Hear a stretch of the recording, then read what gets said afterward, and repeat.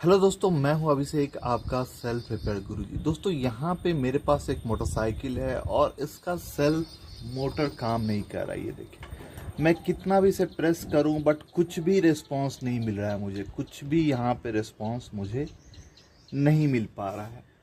तो दोस्तों, इस वीडियो में हम लोग देखेंगे कि अगर आपका सेल्फ काम नहीं कर रहा है तो इसमें क्या क्या प्रॉब्लम होता है, क्या क्या कंपोनेंट होता है और इसको कैसे आपको सॉल्व करना है। सबसे पहले इंपॉर्टेंट होता है कि एक्चुअली ख़राब क्या हो गया है, क्या क्या इसमें कंपोनेंट होता है और उसमें से कौन सा ख़राब हो गया है, ये पता करना बहुत ही इंपॉर्टेंट होता है। और ये वीडियो आप लास्ट तक देखिए और मैं आपको प्रॉमिस करता हूँ कि अगर आप एक बार ये वीडियो देख लेंगे तो ज़िंदगी में कोई भी मोटरसाइकिल या स्कूटर होगा, आपको कोई कंफ्यूजन नहीं होगा। आप 2 मिनट में पता कर लेंगे कि इसमें फॉल्ट किस चीज़ का है और क्या पार्ट इसमें रिप्लेस होगा। तो दोस्तों, सबसे पहले आते हैं कि इसमें कंपोनेंट कौन सा होता है। तो सबसे पहला जो कंपोनेंट है ये स्विच, ठीक है। कभी कभी ये स्विच भी डैमेज हो जाता है, ठीक है, बट ये रेयर होता है। दूसरा कंपोनेंट हो गया आपका रिले। तो ये बजाज की बाइक है तो इस तरह का जनरली बजाज में रिले लगा रहता है। ये देखिए, ये है रिले।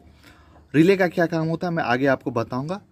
तीसरा कंपोनेंट आपका बैटरी। अगर बैटरी नहीं है, बैटरी डिस्चार्ज है, तो फिर काम कैसे करेगा। तो ये थर्ड कंपोनेंट हो गया। और जो फोर्थ है वो आपका सेल्फ मोटर। यहाँ पे ये जो सेल्फ मोटर है, अगर यही खराब रहेगा तो फिर सब कुछ सही है, फिर भी ये काम नहीं करेगा। और ये जितना भी कंपोनेंट्स है, ऑल 4 कंपोनेंट्स, ये सारे कंपोनेंट्स इस तरह के वायर से कनेक्टेड रहते हैं। तो अगर वायर में भी फॉल्ट है, यहाँ पे जैसे कटआउट है, तो उससे भी काम नहीं करता है। तो अब यहाँ पे ये जो सेल्फ मोटर ये काम नहीं कर रहा है, तो इसमें से कौन सा कंपोनेंट काम नहीं कर रहा है। आपका स्विच में प्रॉब्लम है, आपका रिले में प्रॉब्लम है, आपका बैटरी में प्रॉब्लम है या मोटर में प्रॉब्लम है, कैसे पता चलेगा कौन सा कंपोनेंट डैमेज है, कैसे किसको रिप्लेस करना है। तो यही हम लोग इस वीडियो में देखेंगे। तो सबसे पहले हमें क्या करना है कि इस तरह का आप एक वायर ले लीजिए, ठीक है। इस तरह का वायर, ठीक, ये वायर हो गया, मोटा सा वायर होना चाहिए।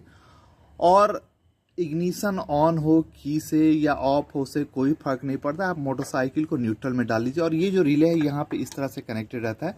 मैंने इसे बाहर निकाल लिया है ताकि आपको अच्छे से दिख सके। अभी मैं यहाँ पे जो 2 बड़ा बड़ा टर्मिनल आपको दिख रहा है, ये मैं इसे टच करूंगा इस तरह से। ये देखिए, इस तरह से ये देखिए मोटरसाइकिल आपका स्टार्ट हो गया। तो मतलब कि इसके स्टार्ट होने से क्या मुझे पता चला कि ये बैटरी है, ये भी हेल्दी है, ये जो मोटर है वो भी हेल्दी है। 2 चीज़ तो क्लियर हो गया कि मोटर भी खराब नहीं है, बैटरी भी खराब नहीं है। अब 2 चीज़ बचा हुआ है यहाँ पे, ठीक है।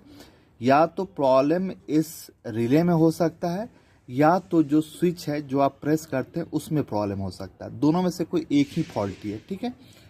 अब सपोज ये जो मैंने दोनों टच किया, अगर ये स्टार्ट नहीं होता तो फॉल्ट किस चीज़ में हो सकता था। या तो ये बैटरी में प्रॉब्लम हो सकता था या तो इस मोटर में प्रॉब्लम हो सकता था। तो इस दोनों को कैसे पता करते। तो दोस्तों, बैटरी अगर आपका हेल्दी नहीं है तो आपका जो हॉर्न है वो भी नहीं चलेगा, आपका जो इंडिकेटर है वो भी नहीं चलेगा। लेकिन एक बात और होता है कि कभी कभी हॉर्न भी चलता है बट पूरे हाई इंटेंसिटी से नहीं चलेगा। तो उस समय आप एक बल्ब ले सकते हैं 12 वोल्ट का, यहाँ पे लगा के देख सकते हैं। अगर अच्छे से ग्लो करता है तो आपको समझ में आएगा कि हाँ, वो बैटरी फुली चार्ज है। बट अगर नहीं है आपके पास वो, तो आप मल्टीमीटर से भी चेक कर सकते हैं। और एक बात होता है कि अगर बैटरी से हॉर्न चल रहा है, इंडिकेटर चल रहा है, तो आपका थोड़ा बहुत तो आपका ये जो मोटर है वो मूव करेगा, हल्का हल्का ही मूव करेगा। मोटरसाइकिल को स्टार्ट नहीं कर पाएगा बट थोड़ा बहुत तो मूव करेगा ही। तो ये ऐसे आपको पता चलेगा कि हाँ, बैटरी में प्रॉब्लम है कि नहीं। आप इस तरह से पता कर सकते हैं। अब आता है कि सपोज मोटर में भी प्रॉब्लम हो सकता है, तो ये कैसे पता चलेगा। तो देखिए दोस्तों, यहाँ पे मोटर अगर आप देखेंगे नीचे में, तो ये देखिए इसका जो निगेटिव इंड है ये अर्थ से आ रहा है और ये जो ऊपर में आप देख रहे हैं ये पॉजिटिव इंड है। तो इस मोटर में यहाँ पे मैं ये वायर टच कर रहा हूँ, ठीक है, पॉजिटिव इंड में, ठीक है, निगेटिव नहीं, अर्थ में नहीं, पॉजिटिव इंड में। और यहाँ पे मैं बैटरी के पॉजिटिव से इसे टच करूँगा, ठीक है। यहाँ पे बैटरी का पॉजिटिव इंड है, मैं डायरेक्ट इसे करके देखूंगा कि मोटर चल रहा है कि नहीं। तो ये देखिए मोटर चल रहा है, मतलब कि ये मोटर सही है। मैंने डायरेक्ट करके देखा तो मोटर सही है। अब एक छोटा सा मैं नॉलेज आपको इसके वायरिंग का भी देता हूँ। यहाँ पे देखिए ये जो वायर है, ये मोटा वाला आप देख रहे हैं, ये बैटरी के पॉजिटिव टर्मिनल से आता है। पॉजिटिव टर्मिनल से ये रिले पे आता है। यहाँ पे देखिए, यहाँ पे रिले। अब रिले में ये दोनों जो होता है, दो वायर आपका स्विच से आता है। ये जो दो वायर है ये स्विच से आ रहा है यहाँ पे। तो स्विच अंदर में एक रिले आता है, तो जैसे ही आप स्विच प्रेस करते हैं तो ये वायर और ये वायर दोनों टच हो जाता है, और जो काम अभी मैंने किया वही काम ये रिले करता है, पॉजिटिव टर्मिनल को मोटर के पॉजिटिव टर्मिनल से डायरेक्ट कनेक्ट कर देता है। यही चीज़ है।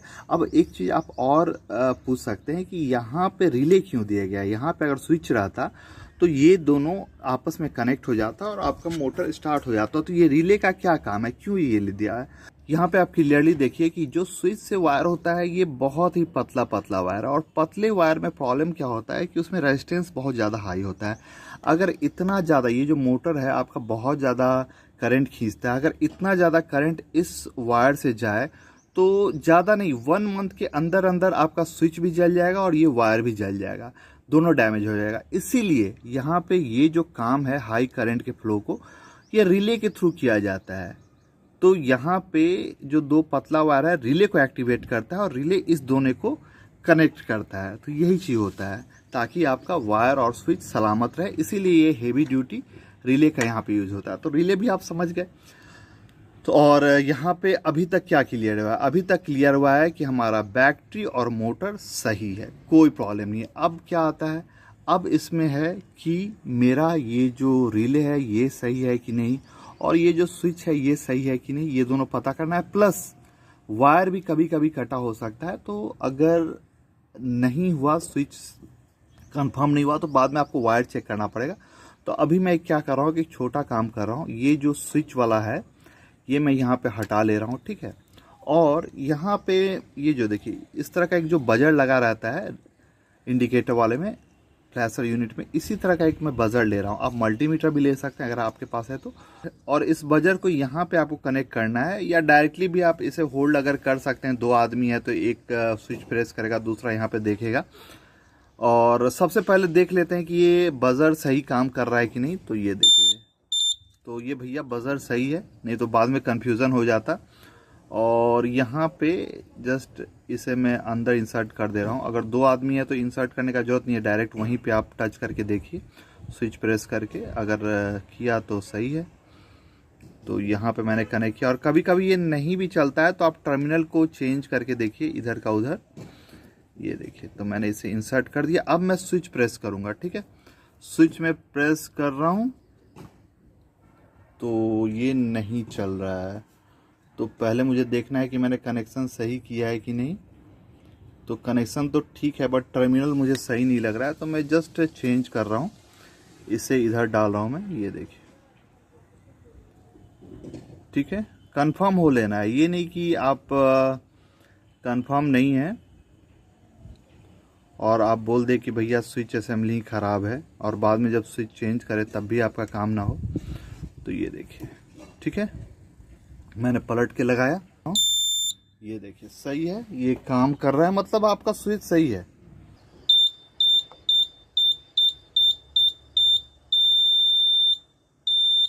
तो इसका स्विच असेंबली सब कुछ सही है, बहुत ही अच्छा है, वायरिंग भी परफेक्ट है, कोई फॉल्ट नहीं है इसमें।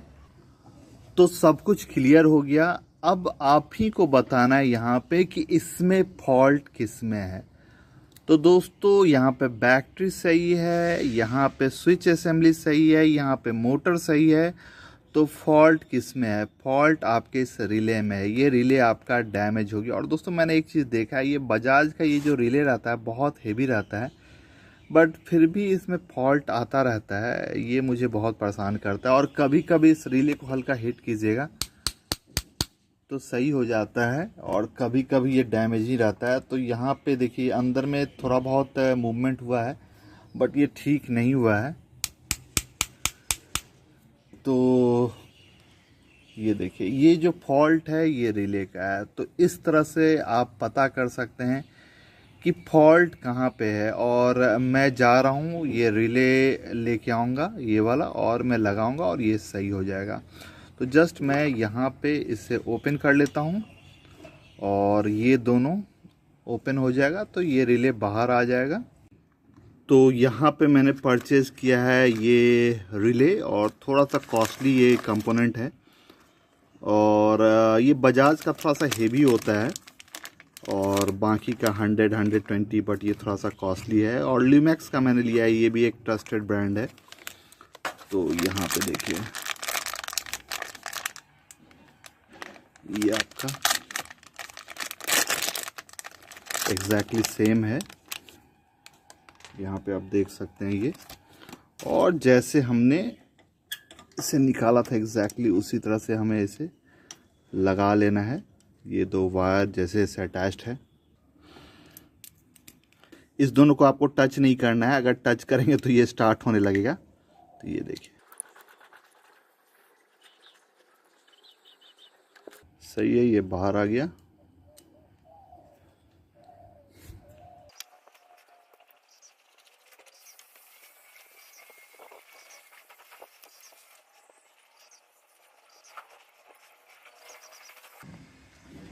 ये देखिए ये मैंने रिले को सिक्योर कर दिया, यहाँ पे सही से ये लग गया। अब यहाँ पे इसे लगा देंगे, और पहले इसे हम लोग टेस्ट कर लेते हैं। यहाँ पे ये सॉकेट आ जाएगा, ये देखिए। अब आ गया है कि हम लोग इसे टेस्ट करके देखें कि ये काम कर रहा है कि नहीं। तो यहाँ पे मैं जस्ट इसे स्टार्ट करके देखता हूँ। तो ये देखिए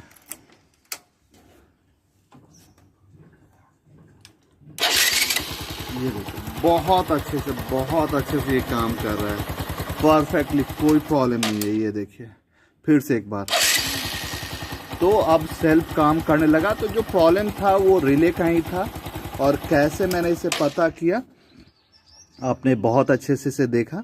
तो इसी तरह अगर आपके मोटरसाइकिल या स्कूटर में इस तरह का प्रॉब्लम आता है, प्रोसेस सेम है, सबका प्रोसेस सेम है, इसमें कोई डिफरेंस नहीं है। और अगर आपके भी मोटरसाइकिल और स्कूटर में इस तरह का प्रॉब्लम आ सकता है, तो बहुत ही ईजिली जैसे जैसे मैंने स्टेप फॉलो किया एग्जैक्टली उसी तरह आपको फॉलो करना है, और आप इसे सॉल्व कर लेंगे बहुत ही आराम से, बहुत ही कॉन्फिडेंस से आप इसे सॉल्व कर लेंगे, कोई टेंशन नहीं है। तो दोस्तों मैं उम्मीद करता हूं कि ये वीडियो आपको अच्छा लगा। प्लीज़ वीडियो को लाइक किया, अपने दोस्तों में शेयर किए, चैनल को सब्सक्राइब किया, और साथ में उस बेल आइकन को प्रेस कीजिए, ताकि जब भी मैं कोई नया वीडियो आपके लिए बनाऊं तो आपको नोटिफिकेशन मिल सके और आप उसे सबसे पहले देख सके। और नीचे कमेंट बॉक्स में जो बताया कि आपका कौन सा कंपोनेंट डैमेज था, कौन से कंपोनेंट में प्रॉब्लम आया था, तो मुझे अच्छा लगेगा। And at last thank you for watching. मिलते हैं नेक्स्ट वीडियो में।